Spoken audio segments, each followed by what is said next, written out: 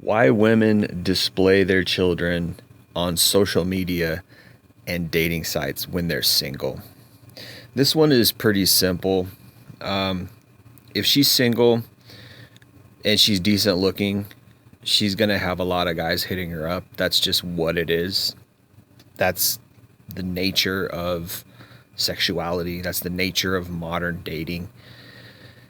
If you are single and you're decent looking, you're gonna have guys hitting you up. Period. It's like a bee to honey, like or actually bees produce honey. That doesn't make any sense. So bees, it's like a bee to a pollinating flower. Like if you're hot, you're gonna have guys hitting on you. And this is probably this reminds me of one of the best things I've heard from Donovan Sharp is that a woman's intellect and her maturity ends the moment she knows a man wants to have sex with her, or the moment she knows men in general want to have sex with her. So once she realizes that, oh, hey, wait a minute, I'm a product, I'm a commodity, I'm a sexual being, and everybody wants to fuck me. Once she realizes that, her maturity stops, right? So it's like when you really think about why they do this, it's kind of stupid. It doesn't really make a lot of sense.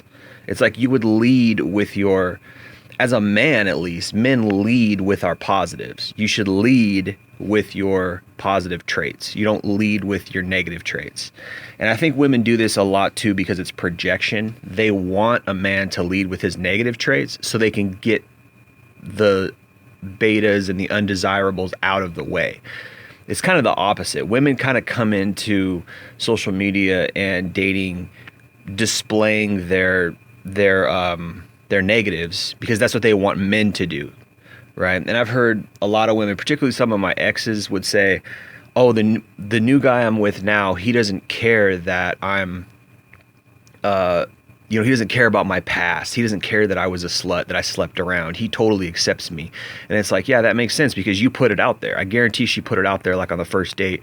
Well, I had a past and I messed around and I did some things and I got pregnant and maybe there's videos out there of me, I have one particular ex, but they'll lay it all out on the line because this is what they think men should be doing. But it's the opposite. Men don't do that because if we did that as men, then the women, because women are more choosy than men. So if we laid out all our BS right on the line, like, hey, you know what, I got this, this is shitty, my car's not clean, woo, they would just X us. They'd be like, no, no, no. So we put our best foot forward, right? On the first date or whatever. And is this disingenuous? I don't think so. I mean, everybody has skeletons in their closet. It just depends. It depends. Like, why? It's kind of unattractive to me that women do this. So I would think it would be unattractive that men, for men to do this. I don't want you coming into a first date talking about your sexual past or saying, oh, you know what, I've got these mistakes. And it's like, I don't want to hear that. Like, I will X you out. But that's not what a lot of guys do. A lot of guys will be like, oh, because they want the sex so bad because they're in such scarcity mode. And she's on discount. When she does that, that means she's on discount. When she puts all her negatives up front, it means she's on discount. It means that I have a bad past and I want you to accept me anyways. And this is why I'm doing this, because I'm putting all my bullshit up front. And the reason why I mentioned women's intellect and maturity ends at a certain age, probably 16, 17, when they realize guys want to fuck them, is because that's a stupid thing to do. Like, that's just dumb. Like, you shouldn't do that. But the reason why they do that is because they're childish, right? They're childish. It's a childish thing to put your daughter or your son up front and be like, you want me, you better accept him. It's like, that's such a turnoff. Like, I don't want to accept him. And it's a turnoff that you're doing that because it's low value. It's like, hey, here I am and here's my problems. Who wants it? Like, there's nothing special about that. I want a special woman. If I ever get into a relationship, I want her to be special and I want her to be smart and intelligent. And that's not smart and intelligent to me. Like, you're just putting it all out there and you're selling yourself at a very low price. Hey, look at me. I got this kid. And it's like, that's why they do it. And again, it always goes back to women commoditizing themselves, selling themselves sexually. It always goes back to that. Well, here I am. I know you want to fuck me. I know I'm sexy, but guess what? I got this 10-year-old kid. Guess what? I got these 3 kids. If you want me, you better accept them. And I can't tell you how many dating profiles I've read that I have kids. If you want me, you better accept them too. You better be ready to raise my kids. And it's just like huge turnoff, man. Well, first of all, I mean, having kids in general is a turnoff. I would never. Never, never, never. Why would you? Why would you settle for a woman who has kids when you can get a woman who doesn't have kids? That doesn't make sense. Like, they have enough problems. Women come with enough problems, enough baggage, enough potential time bombs if you're ever going to get into a relationship. Why would you make it worse, compounded, multiplied, multiply by 10 times worse when she has kids from another guy? You don't know who that other guy is. You don't know if he's an asshole. You don't know if his genes, his shitty genes passed on to them and they're going to be assholes. You don't know. You're raising another man's seed. I've always said it. There's nothing more emasculating than raising another man's kid. It is the definition of cuckoldry, you know, alpha seed, beta need, right? Alpha fucks, beta bucks. So the alpha, she had sex with alpha, and this is a female dating strategy: having sex with the alpha, having a kid with the alpha, and then the beta provider comes in and raises the seed. Don't be a part of that, man. Whatever you do, do not be a part of that. So don't date single moms in general, but I just want to talk about this phenomenon because it's something that I see a lot.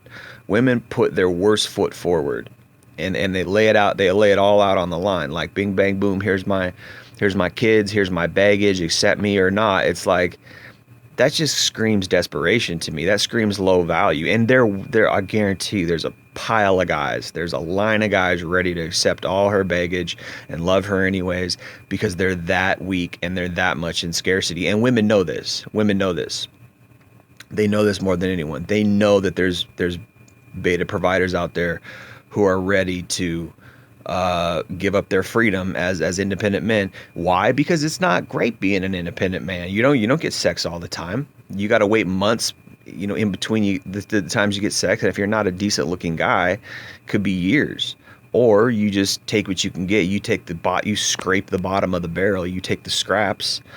Because all the better looking guys are the guys with more money and status, the more alpha dudes. They're cleaning up. They're getting all the hot girls. They're getting all the hot single girls, and then they get them pregnant, and then they don't settle down, and then you step up and say, hey, here I am. I know you didn't want me back then, but maybe you want me now that your value is lowered.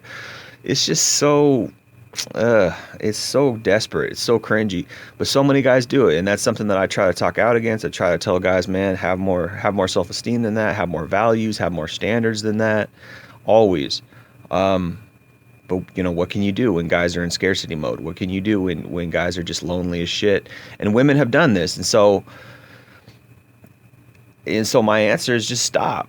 Be lonely, suffer. Like, oh well, watch porn, jerk off to porn. Like, figure it out. Don't just go for used goods, low hanging fruit just because it's available, because you're gonna pay the price for that. Not only that, all men pay the price for that, because what does that do? It reinforces the fact that women could do whatever the hell they want when they're young, and there's always going to be a guy to play cleanup crew at the end of the rainbow when she's done getting fucked, pumped and dumped, fucked and chucked by Chad. There's always going to be a guy at the end of the rainbow saying, I accept you for all your baggage. She knows that. So don't be that guy, man. Don't be Captain Save-A-Ho. Don't be Mr. Simp who's going to come and save her. Even if you have kids, I still advise don't do that. People think, oh, well, that's fair if he has kids. Like, still don't do it. Don't do it, man. Why when you don't have to settle? You don't have to settle. You have more value and more power than you realize. It's just a mind game. That's all it is. They're just playing a mind game with you. Oh, I'm not going to give you sex. Okay, I don't need your sex. Next, there's 4 billion women on the planet. Next, I don't need you at all. I'll go jerk it to porn. I don't care. Next, I'm not going to grovel on my feet. But this is why women do that. They put their baggage out front. Oh, I got these kids, and it's as if to say, you want me?